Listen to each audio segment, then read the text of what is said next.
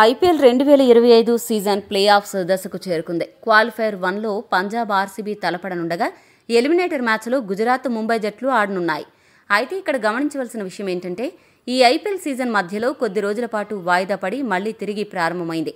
అయితే ఈ పునఃప్రారంభం కారణంగా కొంతమంది విదేశీ ఆటగాళ్లు వాళ్ల సొంత జట్లకు ఆడడానికి వాళ్ల దేశానికి వెళ్లాల్సి వస్తోంది. ఈ పరిస్థితుల్లో ప్లే ఆఫ్స్కు చేరిన ఈ 4 జట్లలో ఏ ఆటగాళ్లు అందుబాటులో ఉండడం లేదు, ఎందుకు ఉండడం లేదు అనే విషయాలను ఇప్పుడు మనం తెలుసుకుందాం. ముందుగా పంజాబ్ జట్టు విషయానికొస్తే ఆ జట్టులో ఒకే ఒక్క ఆటగాడు దూరం అవుతున్నాడు. అతడే మార్కో జాన్సన్.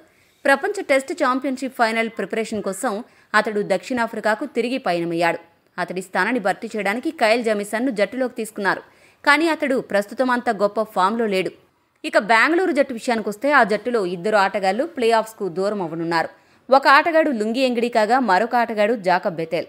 లుంగి ఎంగిడి ప్రపంచ టెస్ట్ ఛాంపియన్షిప్ ప్రిపరేషన్ కోసం దక్షిణాఫ్రికా వెళ్లగా జాకబ్ బెతెల్ వెస్టిండీస్తో జరగబోయే వన్డే సిరీస్లో పాల్గొనడానికి వెళ్లాడు. గుజరాత్ విషయానికొస్తే ఆ జట్టులో కూడా 2 ఆటగాళ్లు ప్లే ఆఫ్స్కు దూరం అవనున్నారు. ఫాస్ట్ బౌలర్ కాగిసో రబాడా ప్రపంచ టెస్ట్ ఛాంపియన్షిప్ ఫైనల్ ప్రిపరేషన్ కోసం దక్షిణాఫ్రికాకు వెళ్లగా వెస్టిండీస్తో వన్డే సిరీస్ ఆడడం కోసం జోస్ బట్లర్ ఇంగ్లాండ్ పయనమయ్యాడు. జోస్ బట్లర్ లాంటి మ్యాచ్ విన్నర్ జట్టుకు దూరం అవడం గుజరాత్కు చాలా పెద్ద ఎదురుదెబ్బ అని చెప్పాలి. చివరిగా ముంబై ఇండియన్స్ జట్టు విషయానికొస్తే ఆ జట్టులో ఏకంగా 3 ఆటగాళ్లు ప్లే ఆఫ్స్కు దూరం అవనున్నారు. Opener Rickelton, middle order batter Corbin Bosch ఈ ఇద్దరు కూడా ప్రపంచ టెస్ట్ ఛాంపియన్షిప్ ఫైనల్ ప్రిపరేషన్ కోసం దక్షిణాఫ్రికాకు వెళ్లారు.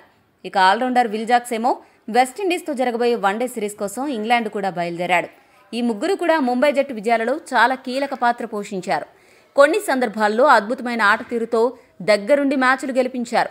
మరి ఇంత ముఖ్యమైన ఆటగాళ్లు ప్లే ఆఫ్స్కు దూరం అవడం ఆయా జట్లకు ఇబ్బందిగానే మారనుంది.